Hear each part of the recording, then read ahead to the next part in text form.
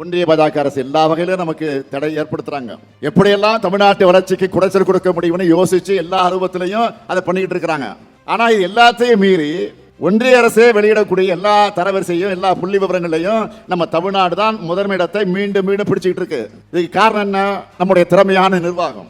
இத்தனை இடர்பாடுகளை நீங்க உருவாக்கும் போதே நாங்கள் இவ்வளவு சிறப்பாக செயல்படுறோம்னா, எங்களை வஞ்சிக்காம தமிழ்நாட்டுக்கு நியாயமா கிடைக்க வேண்டிய நிதியை கொடுத்தா, எங்க உரிமைகளை தடையிடாம இருந்தா எங்களால் இன்னும் பல மடங்கு சிறப்பாக செயல்பட முடியும். நீங்க செய்யலன்னா நீங்க ஏற்படுத்துகிற தடைகளை எல்லாம் ஒவ்வொன்றா சட்டபூர்வமா உடைச்செறிவோம். அது மட்டுமல்ல, தமிழ்நாட்டை எல்லா துறைகளிலும் நம்பர் 1 மாநிலமாக மாற்றுவதற்கு நாங்கள் உழைச்சு கொண்டே தான் இருப்போம். இதனாலதான் தமிழ்நாடு மட்டும் எப்படி தனித்துவமாக இருக்கலாம்னு நீங்க நினைச்சு ஒன்றிய உள்துறை அமைச்சர் அமித்ஷா அவர்கள் சொல்றாரு, நாங்க 2026 நாங்க தான் ஆட்சி அமைப்போம் நாடாளுமன்றத்தில் பேசுறாரு. தமிழ்நாட்டுக்கு அதையே சொல்லிட்டு போயிருக்கிறாரு. நான் அவருக்கு சவாலா ஒன்று சொல்லிக்க விரும்புறேன்.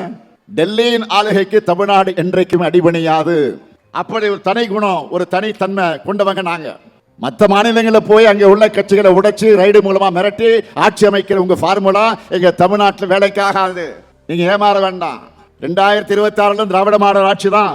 எங்க தமிழ்நாடு எப்பவுமே டெல்லிக்கு அவுட் ஆஃப் கண்ட்ரோல் தான். இங்க இருக்கக்கூடிய சிலரை மிரட்டி கூட்டணி வச்சுட்ட நீங்க ஜெயிக்க முடியுமா? உங்க பரிவாரங்கள் எல்லோரையும் சேர்த்துக்கிட்டு வாங்க, நீங்க ஒரு கை பார்ப்போம்.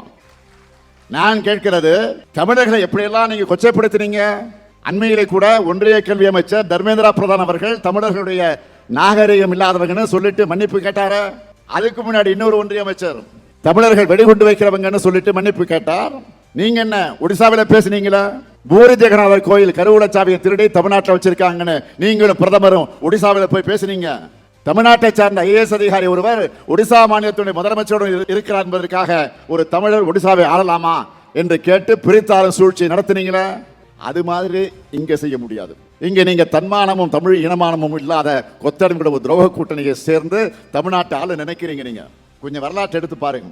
சுயமரியாதையும் மானம் வீரம் விவேகம் கூட நல்லிணக்கம் உள்ள மண் எங்கள் தமிழ் மண். ஆதிக்கத்தையும் ஆக்கிரமிப்பையும் எந்த காலத்திலும் அனுமதிக்காத மானமுள்ள மண் இந்த தமிழ் மண். தேர்தலுக்குள்ள அடுத்த ஓராண்டு நீங்க எப்படியெல்லாம் ஏவல் அமைப்புகளை வச்சு மிரட்டுவீங்கன்னு எங்களுக்கு தெரியும். ஏன் நாட்டு மக்களுக்கு நல்லாவே தெரியும். நாங்க இந்த உருட்டல் மிரட்டலுக்கெல்லாம் அடிபணிகிற அடிமைகள் அல்ல. அமித்ஷா இல்ல, எந்த ஷாவா இருந்தாலும் சார் எங்களை ஆள முடியாது. இது தமிழ்நாடு. இந்த முத்துவேல் கருணாநிதி ஸ்டாலின் இருக்கு வரை உங்க திட்டம் பலிக்காது. தமிழ்நாடு போராடும், தமிழ்நாடு வெல்லும்.